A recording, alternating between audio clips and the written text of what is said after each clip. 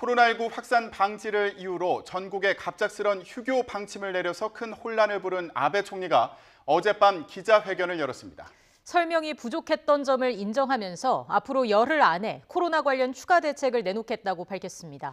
네, 이번엔 일본 상황 알아보겠습니다. 이경아 특파원. 네, 도쿄입니다. 네, 아베 총리가 기자회견에서 밝힌 내용, 핵심이 어떻게 됩니까?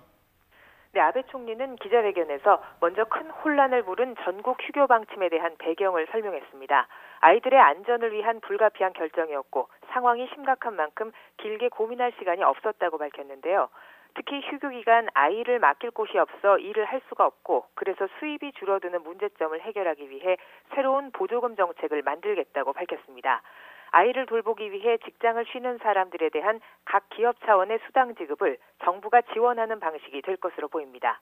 아베 총리는 이와 함께 앞으로 2주간 가능한 정부 정책을 총동원해 코로나 확산 방지에 나설 방침이라고 밝혔습니다.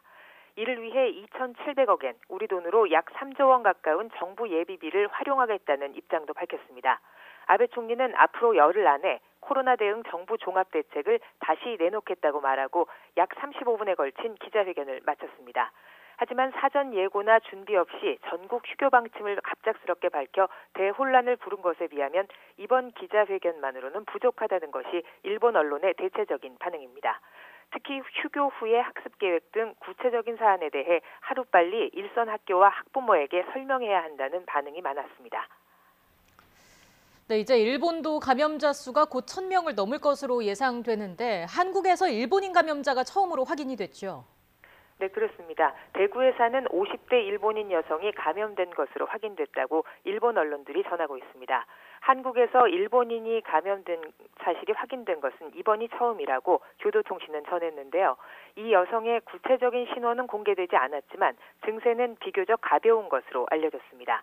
일본 외무성은 이에 앞서 코로나19 확산을 이유로 지난 28일 한국 전역을 여행 주의 지역으로 묶는 감염증 위험정보 1단계를 발령했습니다.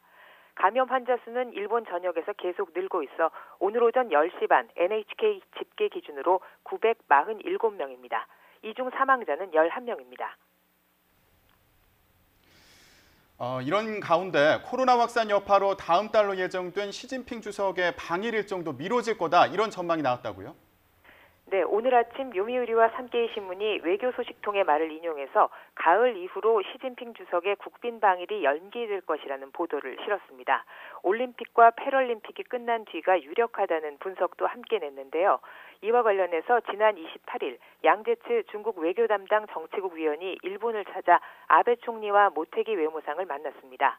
이 자리에서 양국이 협력해 코로나 사태를 풀어가자는 얘기와 함께 시 주석의 국빈 방일 문제도 논의한 것으로 알려졌습니다. 일본 정부는 이와 관련해 언제 일본을 방문하느냐보다 어떤 성과를 내느냐가 더 중요하다는 입장을 강조하고 있어서 시 주석의 방일 연기는 기정사실로 받아들여지는 분위기입니다. 지금까지 도쿄에서 YTN 이경아입니다.